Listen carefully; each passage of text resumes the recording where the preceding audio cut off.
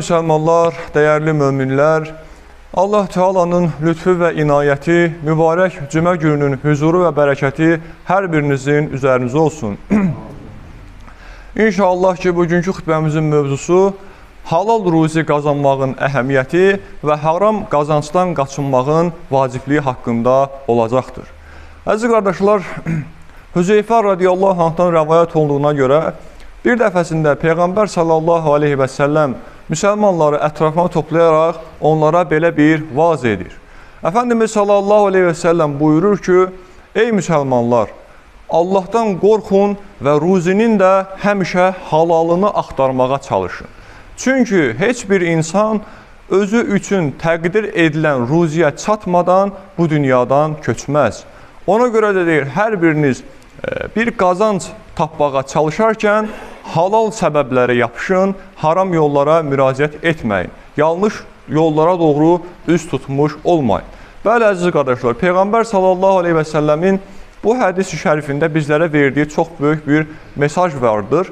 Və bu mesaj da ondan ibarətdir ki, hər zaman halal qazanmağa çalışın. Haram yollar nə qədər asan olsa da, nə qədər insanlara cəlb edici görsənsə də, onun ən böyük mükafat gətirəcəyini dünyəvi cəhətdən görsəniz də, heç vaxtı buna qaçmayın. Siz Allahı düşünün. Allah Teala istəyərsə sizə hər işi asanlaşdırar. Yox, əgər Allah Teala istəməzsə, sizin haram yolla asan gördüyünüz işi də sizə çox çətinləşdirər. Məsələn, günümüzdən bir misal verə bilərik. Məsələn, tutaq ki, bir insan maşın almaq istəyir. Normalda həmin adam maşın alması üçün müəyyən zaman çalışması lazımdır, əziyyət çəkməsi lazımdır və müəyyən qədər də bir pul toplaması lazımdır. Sonrasında gedib o maşını alacaqdır.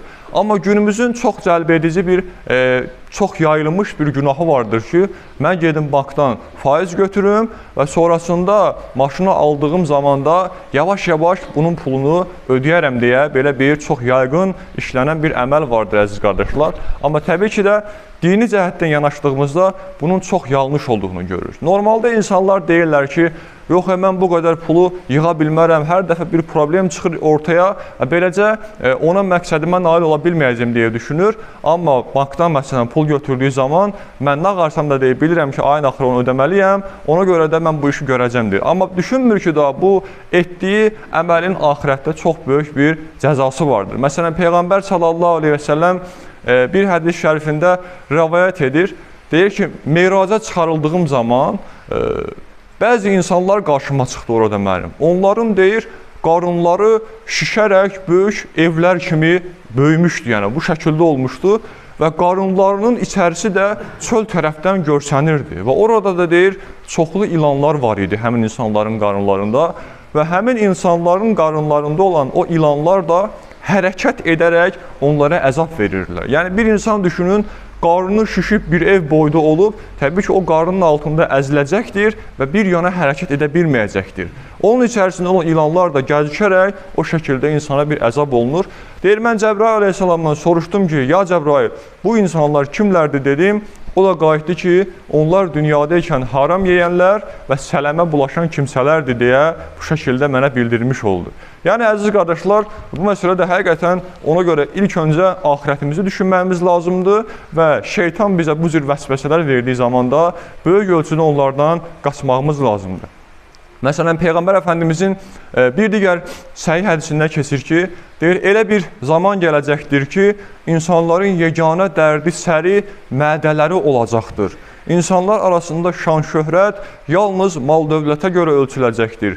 İnsanların, deyir, qibləsi qadın olacaqdır, dini isə pul olacaqdır, deyir insanlar. Yəni, bu şəkildə, deyir, bir zaman gələcəkdir və həmin zaman gəldiyi vaxtı o cür davranan insanlar da insanlığın ən şərliləri olaraq Allah qatında yazılacaqdır deyir. Ona görə də, əziz qardaşlar, həqiqətən çox belə gözəl bir hədis şərifdir ki, bizə böyük bir mesaj verməkdədir və orada bizə bildirmiş olur ki, insanlar mal-dövlətin hərisi olmamalıdır. Yəni, bu zamanda sırf Allahı düşünməli və Allah nə deyər deyə bir hərəkət etməsi lazımdır. Məsələn, baxdığımız zaman bir digər hədis şərif vardır. Deyir, ibadət 10 qisimdir, onun 10-da 9-u halal ruzi qazanmaqdır. Yəni təsəvvür edin, 10 hissə ibadət vardır, onun 9 hissəsi halal ruzi qazanmaqdır. Yəni namaz qılmaq, oruç tutmaq, zəkat vermək, həccə getmək, bunlar hamısı bir qismi təşkil edir. 9 qismi isə halal ruzidir. Təbii ki, ilk baxışda bu bizə biraz qəribə səslənə bilər. Amma həmin hədisin sırf hikmətinə baxdığımız zaman həqiqətən də bu cür olduğunu görürük. Çünki bir namaz qılan insan əgər haram işə bulaşarsa, nə qədər də namaza yönəlmək istəsə, Allah Teala namaz nemətini onun əlindən alacaqdır. Eyni zamanda başqa bir insan da yanlış yolda olsa belə, yəni qəlbində az miqdarda olsa, iman olsa belə, səmimiyyəti, ixlası az miqdarda saxlaya bilsə, əgər o adamın qazancı halaldırsa, bir müddət sonra Allah Teala o insanı çəkib özünə tərəf gətirəcəkdir. Məsələn, bir maşın düşünək ki, həmin maşının biz müəyyən bir mənzilə gəlib çatmaq istəyiriksə, təbii ki, onun motoruna, bakına benzin tökməyimiz lazımdır. Əgər benzin yerinə biz oraya palçıqlı su tökəriksə, təbii ki, də o maşın bizi mənzilimizə gəlib çatmağımıza şərait yaratmayacaqdır. Eləcə də, əziz qardaşlar, ruhlarımız da belədir. Necə ki, maşın benzinlə qidalanırsa, ruhumuz da halal ruzi ilə qidalanmaqdadır. Əgər biz ruhumuzu, mənəviyyatımızı halalla qidalandıra bilmiriksə, o zaman həmin o gedəcəyimiz mənzilə o haram ruzi bizi heç vaxtı çatdırmayacaqdır, əziz qardaşlar. Ona görə də Peyğəmbər sallallahu əleyhi və səlləm buyurur ki, halal ruzi qazanın və halal ruzinizi artırmaq istəyirsinizsə, o zaman haram yollara bulaşmayın deyir. Məsələn, bir hədis şərifində keçir ki, kim deyir qohumluq əlaqələrini möhkəmləndirərsə, Allah Teala deyir onun ruzisini artırar. Və yaxud da bir digər hədis şərifdə keçməkdədir. Kim deyir Allah Teala'ya davamlı dua edərsə, Allah Teala onun ruzisini artırar. Məsələn, bir hədisdə Peyğəmbər sallallahu əleyhi və səlləm Allah Teala'ya belə dua edərdi. Buyurardı ki, ya Rəbbi, əgər bizim ruzimiz yerin altındadırsa, onu aşkara çıxart. Əgər ruzimiz yuxarıdadırsa, onu aşağı indir. Əgər ruzimiz uzaqdadırsa, onu yaxınlaşdır.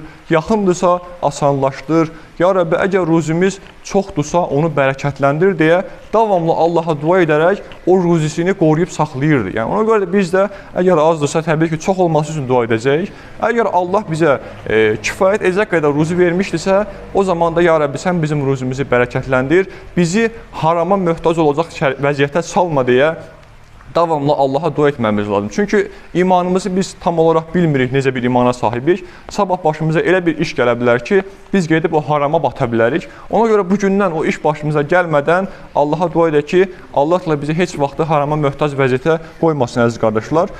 Və bir digər məsələdə Peyğəmbər sallallahu əleyhi və səlləm buyurur ki, deyir, ibadətlərinizi artırın. Əgər ibadətlərinizi artırarsınızsa, Allah Teala deyir, sizin ruzinizi bollaşdırar. Məsələn, bir qüdsi hədisdə Uzur Rəbbim deyir ki, ey bəndələrim, mənə ibadət edin. Əgər deyir, siz mənə ibadət edərsinizsə, mən sizə qəlb zənginliyi bəxş eləyərəm və sizi neynəyərəm? Heç vaxt möhtac vəziyyətə salmaram. Yox, əgər deyir, mənə ibadətdən boyun qaçırarsınızsa, o zaman deyir, sizi mən sıxıntılı bir həyatın içərisinə qoyaram və qəlbinizə də heç zaman sıxıntını deyir, oradan əksik etmərəm deyə Allah Teala bizlərə bildirmiş olur, əziz qardaşlar. Məsələn, bir hədis şərif vardır, az öncə qeyd elədik, deyir, heç bir bəndə özü üçün təqdir olunan ruziyə qovuşmamış bu dünyadan ayrılmaz. Yəni, Allah Teala əzəldə hamımıza bir ruzi qoyub qabağımıza, biz o ruzini qazanacağıq. Amma onu hardan qazanacağımızı isə artıq biz özümüz müəyyənləşdiririk. Məsələn, bir rəvayət ilə bunu gözəl bir şəkildə açıqlamaq olur, əziz qardaşlar. Bir zamanlar Həzrəti Əli radiyallahu anh məscidə gəldiyi vaxtı atını məscidin qapısı ağzında saxlayır və orada baxır ki, bir adam çöldə dayanıb, ondan xahiş eləyir ki, deyir, mənim bu atıma biraz bax, mən içəri məscidə girib namazımı qılım çıxım, səndən o atı deyir, gelir təhvil alaram deyə müsəlman qardaşdan belə bir xahiş eləyir. O zaman Həzrəti Əli radiyallahu anh məscidə daxil olduğu vaxt həmin atı saxlayan insanın pis niyyəti ortaya çıxır. Baxır ki, atın yəhəri çox qiymətlidir. Öz-özünə düşünür ki, mən bu yəhəri oğrayım, aparım bazarda satım və ondan özümə qazanc əldə edeyim deyə düşünür. Bu zaman Həzrəti Əli radiyallahu anh məsciddən çıxır, namazını qılır, qutarır. Baxır ki, atı orada da, amma atın yəhəri qalmayıbdır, atın yəhərini oğrayıb aparıbdır. O zaman Həzrəti Əli radiyallahu anh başqa bir mömin qardaşından xahiş eləyir ki, deyir, gəl sənə bu pulu vereyim, sən get bu pulla bazardan mənə bir yəhər al, gətir və atımı bu şəkildə yəhərləmiş olum. Daha sonra həmin adam gedir bazardan yəhəri alır, gətirir, Həzrət Əliyə verir. Və Həzrət Əli radiyallahu anh baxır, görür ki, həmin yəhər elə onun öz yəhəri imiş, yəni atın həmin yəhəri imiş və ona da 2 dirhəm pul verilmiş, əziz qardaşlar. Sonra öz-özünə fikirləşir, deyir ki, bax gör bu adam mənim yəhərimi oğurladı, apardı, bazarda satdı. Həmin yəhər qayıdıb yenə mənə qismət oldu. Yəni mən də deyir ona 2 dirhəm pul verdim. Halbuki deyir o yəhəri oğurlayıb aparmasaydı, mən məsciddən çıxandan sonra sırf atıma baxdığına görə, atımı qoruyub saxladığına görə onsuz da mən ona deyir bu pulu verəcəkdim deyir. Yəni görün əziz qardaşlar, onun ruzisində o 2 dirhəm yazılmışdı. O ruzini halal yoldan alacağı bir yerdə haram yolu seçdi və getdi, haram yoldan o ruzini qazanmış oldu əziz qardaşlar. Ona görə də bu məsələlərə diqqət yetirək. Məsələn, bir dəfəsində bir döyüşdə bir əskər, belə deyək ki, dünyasını dəyişdiyi zaman hamı elə bilir ki, o şəhid olub, şəhidlik zirvəsinə ucalıb. Amma Peyğəmbər sallallahu əleyhi və səlləm gəlir, baxır, deyir ki, bax o adam deyir, bizim belə deyək ki, dövlətimizin büdcəsindən deyir, bir paltarı deyir uğurlamışdı deyir. Bir paltarı götürmüşdü. Yəni düşmən əsgərlərlə döyüşdüyümüz vaxtı qənimətlilər yığılan zaman oradan deyir düşmən əsgərlərin bir paltarını icazəsiz olaraq deyir uğurladığına görə o deyir şəhid sayılmır. O adam deyir hal-hazırda qəbirdə deyir həmin uğurladığı paltar atəşli bir alova bürülərək onun əyninə geydirilmişdir deyir. Bu şəkildə əzab görməkdədir. Ona görə əziz qardaşlar, biz baxırıq ki, hətta bir insanın edəcəyi bir haram belə onun aqibətinin bu səviyyəyə gəlib çatmasına gətirib çıxara bilər. Ona görə Allah Taala'ya sonda dua edək ki, Üzə Rəbbimiz hər zaman bizlərə halal ruzi qazanmağı nəsib eləsin. Allah Teala bizi şeytanın şərrindən, vəsvəsindən qorusun ki, çıxılmaz vəziyyətə düşdüyümüz zaman, bəzən təhrik olunduğumuz zaman o haramın hər cüründən uzaq durmağı bacaraq və Allah Teala'ya dua edək.